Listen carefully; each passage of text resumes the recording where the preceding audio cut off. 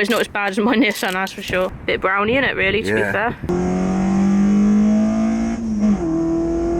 Hi guys, welcome back to another video. It's very windy. It seems like the storm is still hanging around today, which is quite annoying. So I'm currently standing in front of our recently purchased Mazda 323F. Well, technically Martin purchased it, it's his car. But today, because I now consider myself as a fully qualified service technician, only joking, we're gonna start to carry out a service on this Mazda 323 we have behind myself.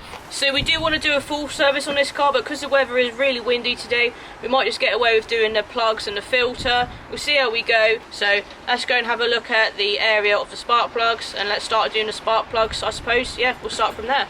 I want a big thank you to SES Auto Parts once again for giving us a good rate on the service items for Martin's Mazda. So here's the engine bay of the Mazda 323. Looks like we've got the 4 spark plugs here. We haven't got replacement HT leads on this car. It might be something we might get another day. Don't think it needs them, but again, might just be something worth upgrading.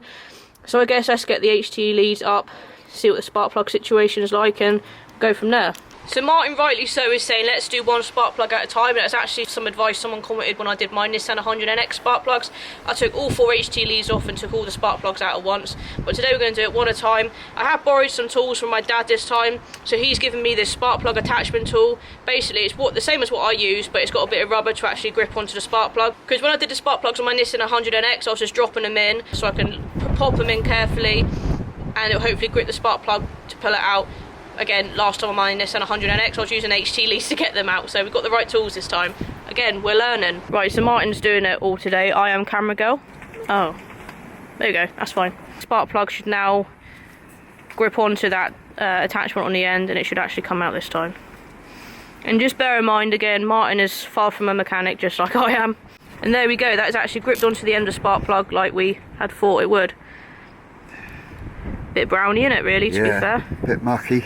Bit black. There we are again, that tool is gripping the spark plug, so hopefully, yeah, we dropped them in, didn't we, on the Nissan? Ah, that's much better, isn't it? There we go, love that noise. Yeah? Right, so that is now in there, just hand tight. I think this is actually a better way of doing it, 1 at a time. That's on, clicked on. Completed it, mate. Right, so HT lead number 2 is out. Well, they're coming out pretty nicely, aren't they? Yeah. Again, you just do them up as tight as you find them, I guess. Okay, well that one doesn't want to come out, so you do the old HT lead. Oh my god, it won't come out. Okay, well the tool didn't get it out that time. Black as well. Not as bad as the first one though, but yeah, still not great. That this failed this time. What's going on there?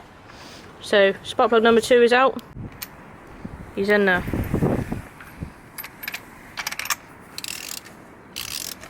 Does that stand for dual overhead cam, I want to say? DOHC? I'm not sure. That's my thinking. Double overhead cam? Yeah, double overhead cam. This is in much better condition than mine Nissan, that's for sure. That's it, it's popped on. She's on. It's because it's on a shorter wire, isn't it? I'll take it out of this bit now. And that one. There you go. Let's loosen off the slack, as they say. Oh, he's a bit wet, that one. What does that mean? We'll see what this is like then, because the end of that HT lead's a bit wet, but I guess it is fuel. I don't know, should it be a bit wet? I don't know.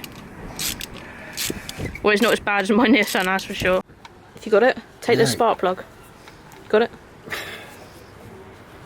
Oh my god. Oil getting in there. So it seems like we have some oil in cylinder 3. A bit like the sort of issue I had with my Nissan. However, this isn't like a rusty spark plug issue, it's just wet down there. Is that normal? Is it bad? Is it good? Is it okay? Let us know in the comments below. Should there be oil in there? Fuel? I guess there should be. Ignition system? I don't know. Not a mechanic. Let us know. Upon a quick Google, it says that spark plug hole might get wet because of engine flooding, so over-fueling. We've never flooded the engine personally, but hopefully it's not that bad. We're just going to dry the hole out like we did with the 100NX. I'm having a bit of deja vu here. It's not as bad as the 100NX, like I said, it's not rusty, it's just a bit wet in there. So we're going to clean it all out, dry the hole up, then get the new plug in.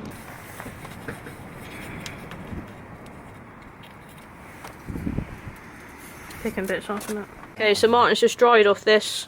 We've cleaned up, or Martin's cleaned up the hole, just dried it off again. There was no rust in it, wasn't as bad as the Nissan 100NX for sure. So time to pop the new spark plug into the new freshly dried out spark plug hole. HC lead back on, then on to cylinder 4. So far this attachment Dad's given me, it's good for popping them in like that, but it's not the greatest at gripping them and getting them out. But at least it's making it easier one way. Last spark plug now. This hole looks much better than cylinder number 3. Yeah, he's pretty black. So here are the old spark plugs. You can see most of them are brown, so they probably haven't been changed in a while. So good idea of Martin's to give this a service. Then what about those bits at the end? He goes on that one. Oh, then you had that other bit, didn't you, to go here, I think. Right, spark plugs are in. HT leads back on top. Now we've got the air box, air filter to sort out. Now we've got all sorts of bits and bobs happening, but maybe it's just an easy case of unclipping these two by the looks. There's only 2 clips on it, Martin, so it might be alright. Yeah, just see what happens, yeah. Oh. Oh yeah, that'd be.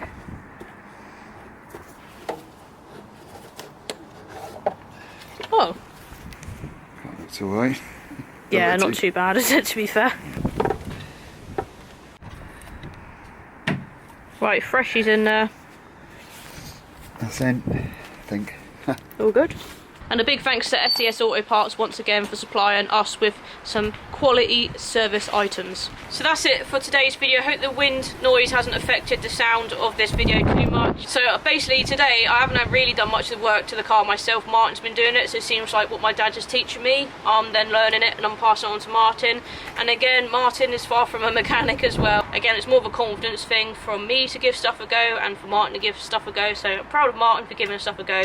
And I've tried to teach him a few bits of what I've learned so far from doing bits to my Nissan 100NX myself. So Martin's just in the background, just topping up the coolant at the moment, as he noticed out's a bit low. Thanks for watching. Please don't be too harsh on us in the comments below.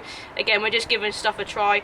Anything we can do ourselves, just without getting my dad involved. He's a busy man with other cars to fix, let alone our little collection we have here as well. Thanks for watching this one. Hope you've enjoyed it, us giving stuff a go on the cars without the help of my dad. And I'll see you in another video. Whilst we're fixing the Mazda, this was playing up again, making noises as if to say, why are you not paying me attention? I don't know. It's the same noise it made when my dad took the glass out of this mirror, which I have got a replacement for, just haven't fitted it yet. The wind noise hasn't affected the sound of this video too much, she says.